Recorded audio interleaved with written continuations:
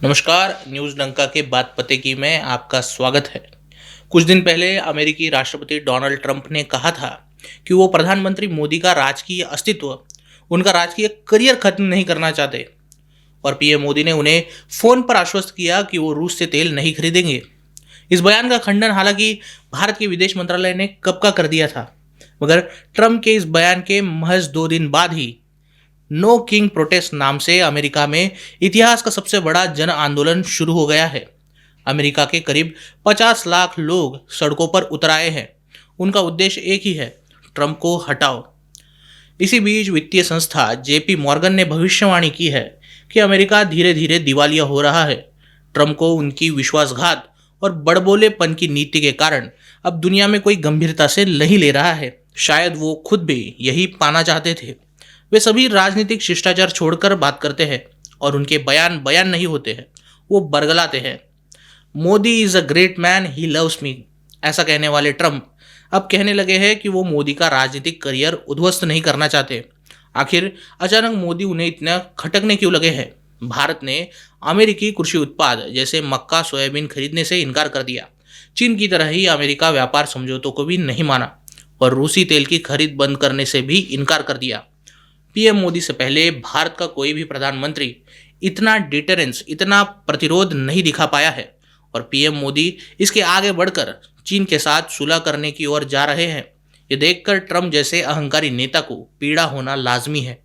America का सिद्धांत हमेशा रहा है कि जो नहीं झुके उन्हें मिटा दो। इसी नीति के शिकार होने वालों की सूची बड़ी लंबी है। इनमें Muammar Gaddafi, Saddam Hussein, Bashar al Assad, Patrick Lumumba, Salvador Allende, Sheikh Hasina, Imran Khan, ऐसे बड़े बड़े नाम आते हैं। लेकिन इस सूची में मोदी का नाम न आया था न आएगा और इसका श्रेय भी डोनाल्ड ट्रंप को नहीं बल्कि प्रधानमंत्री मोदी की सावधानी कूटनीति को जाना चाहिए। मोदी को हटाने की कोशिशें हजारों होती रही पर हर बार वो असफल रही। यह अमेरिका का दुर्भाग्य और भारत का सौभाग्य है। मोदी अमेरिकी दबावों के आगे झुकते नहीं और यही कारण है कि 2024 के लोकसभा चुनाव में भी उन्हें कमजोर करने के प्रयास जो बाइडेन की सरकार लगातार करते रही। भाजपा की सीटें जरूर घटी पर सत्ता की डोर फिर एक बार पीएम मोदी के हाथ में ही आई। लोकसभा चुनाव के बाद 2024 में अमेरिकी राजदूत जेनिफर लार्सन भारत आई थी और कई राजनीतिक नेताओं से मिली भी, जिनमें चंद्रबाबू नायडू भी शामिल थे।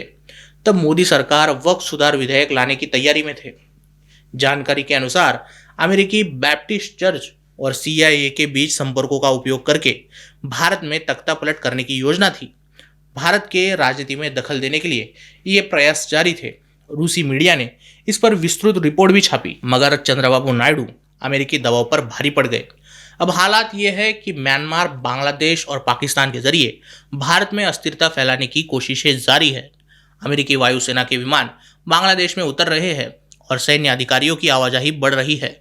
मणिपुर में हिंसा फैलाने में भी अमेरिका अपना पूरा रोल निभा रहा है। 3 अक्टूबर को भिवंडी में एक अमेरिकी नागरिक जेम्स वॉटसन गिरफ्तार हुआ था, जो कि अमेरिकी खुफिया एजेंसी सीआईए का स्पाई हुआ करता था। उसके बाद अमेरिका में ही भारतीय मूल का एक सलाहकार एशले टेलिस को भी गिरफ्तार किया गया है। उस पर चीन को सूचना देने का आरोप लगाया गया है।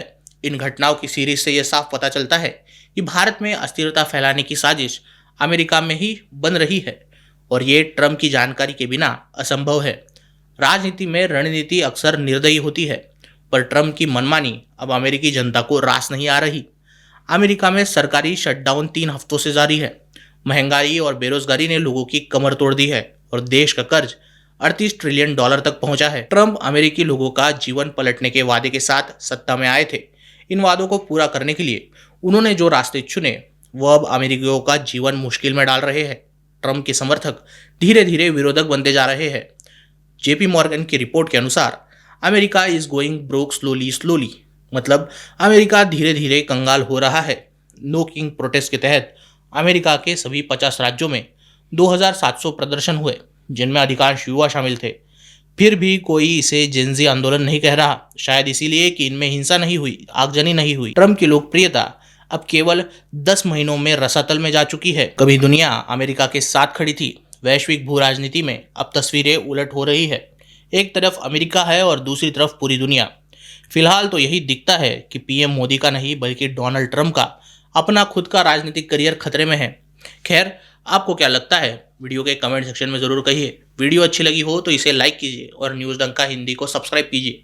मिलते हैं अगले वीडियो में किसी नए मुद्दे के साथ। तब तक नमस्कार।